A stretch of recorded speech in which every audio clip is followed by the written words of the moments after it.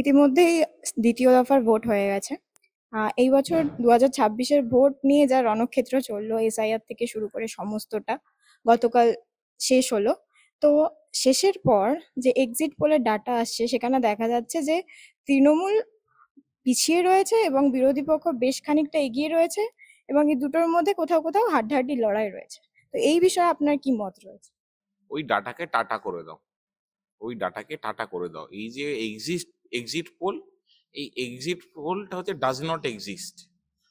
যদি 2021-এর নির্বাচন দেখো, তৃণমূলকে সরকার থেকে সরিয়ে 100 সিটও দিচ্ছিল না, তৃণমূল 215 সিট নিয়ে এলো। যদি 2024-এর লোকসভা নির্বাচন দেখো, 2024-এর লোকসভা নির্বাচনে বলেছিল তৃণমূল 18টা মতো সিট পাবে, সেখানে 29টা সিট পেল।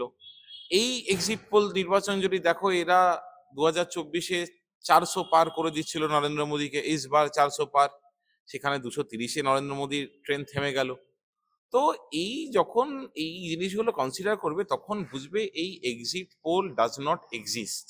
মানে এই এক্সিট পোলের কোনো আহ, মানে লেজিটিমেসি নেই, কোনো এর এর অতীতে এর ফলাফল এবং এর পারফরমেন্স খুবই পুয়ার।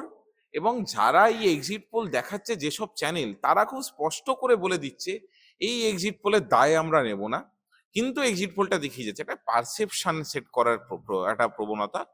এই পারসেপশন সেট অন্য রাজ্যেও করতে পারবে। পশ্চিমবঙ্গের মানুষ রাজনৈতিক সচেতন, রাজনৈতিক ওয়াকিবহল মানুষ, তাদেরকে এসব পোল ফোল দেখিয়ে মানে বিভ্রান্ত করা যাবে না।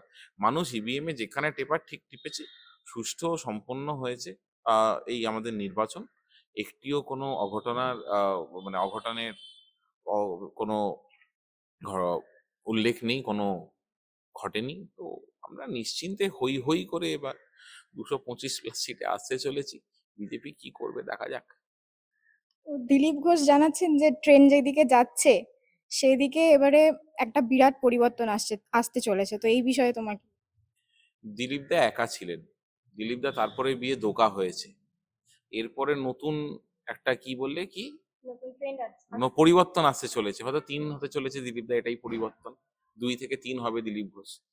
উনি কি বুঝতে পেরেছিলেন ওনার পরিবর্তন হয়ে যাবে সিট খড়গপুর থেকে বর্ধমানে? যে নিজের সিটের পরিবর্তন বুঝতে পারে না, সে না কি হওয়ার রাজনীতি পরিবর্তন কথা বুঝতে পারছে? ধ্যাৎ, ছাড়ো তো।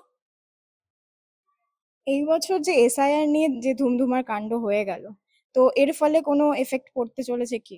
একদম এফেক্ট পড়তে চলেছে। এসআইআর এর নামে যেভাবে দীর্ঘদিনের বাসিন্দা, লেজিটিমেট বাসিন্দা পশ্চিমবঙ্গে, তাদের নাম কাটা হয়েছে, তাদেরকে লাইনে দাঁড় করানো হয়েছে, লজিক্যাল ডিসক্রিপেন্সির নামে ইললজিক্যাল অ্যাক্টিভিটি করানো হয়েছে, মানুষ একদম ঢেলে ভোট দেবে। টিপেছে 29 তারিখ, ব্যথা লাগবে বিজেপির 4 তারিখ, নিশ্চিন্তে থাকো।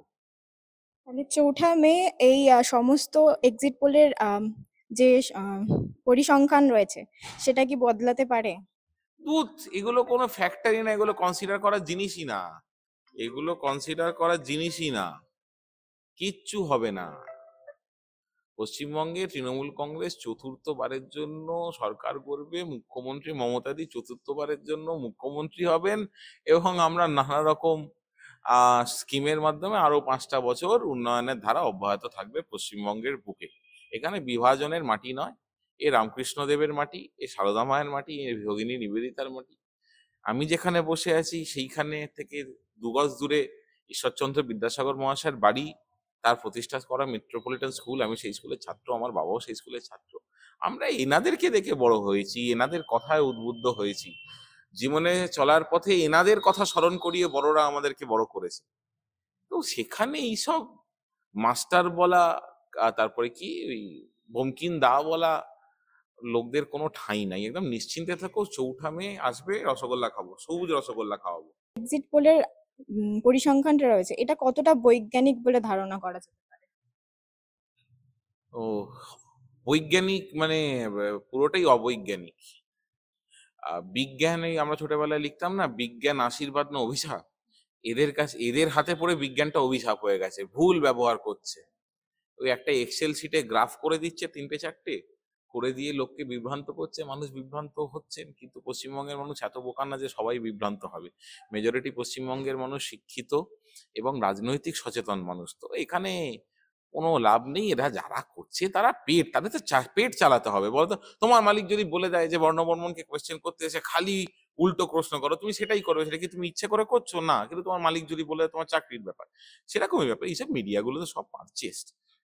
মাথার ওপরে অধিকাংশই নয় আদানি নয় আম্বানি। আর তার মাথার ওপরে দেখো, দুটো গুজরাটি দেশকে বেচছে আর দুটো গুজরাটি কিনছে। মোদি অমিত শাহ গুজরাটি বেচছে, আদানি আম্বানি গুজরাটি কিনছে। এই চলছে দুই ভাইয়ের সব ব্যাপার স্যাপার এদের। কোনো নিশ্চিন্তে থাকো, পশ্চিমবঙ্গে দুর্গাপুজোও হবে, পশ্চিমবঙ্গে ঈদও হবে, পশ্চিমবঙ্গে গুরু নানকের জন্মদিনও হবে, পশ্চিমবঙ্গে ছট পুজোও হবে, পশ্চিমবঙ্গে ক্রিসমাসে পার্কস্ট্রিটে ভিড়ও হবে। আর দুর্গাপুজোয় যা বিরিয়ানি বিক্রি, ঈদের থেকে বেশি বিরিয়ানি বিক্রি হবে।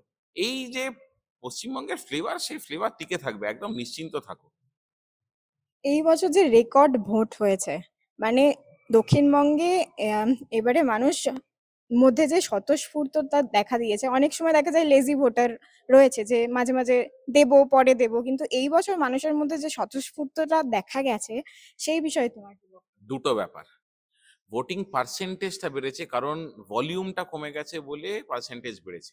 আগে 100 জনে 80 জন ভোট দিত, 80% হতো। এখন ধরো 90 জনে 80 জন ভোট দিচ্ছে, তাই জন্য সেই 80%-এ বেড়ে 92%, 3% কোথাও হয়ে গেছে, যেখানে যেরকম পোলিং হয়েছে।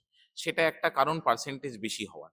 আর দ্বিতীয় কারণ হচ্ছে মানুষ লেজি আর থাকেনি, কারণ যেভাবে মানুষকে লাইনে দাঁড়িয়ে মানুষকে রুটি কাপড়া মাখানোর কথা ভুলিয়ে দিয়ে তাদের যোগ্যতা নির্ধারণের একটা পরীক্ষায় এই ভারতীয় জনতা পার্টি নামিয়েছিল পশ্চিমবঙ্গের মানুষকে, তার উত্তর দিতে মানুষ রাস্তায় নেমেছিল।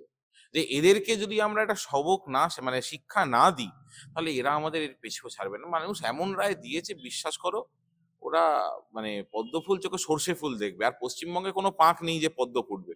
পশ্চিমবঙ্গে জলাভূমি আছে, স্থলভূমি আছে, উন্নয়ন আছে, কিন্তু পশ্চিমবঙ্গে পাঁক নেই। তো পাঁক ছাড়া তো পদ্ম ফোটে না। আর পাঁক ছাড়া পদ্ম কোথায় ফোটে? বাড়ির দু একটা টবে, দু একটাই যা ফুটবে ফুটবে।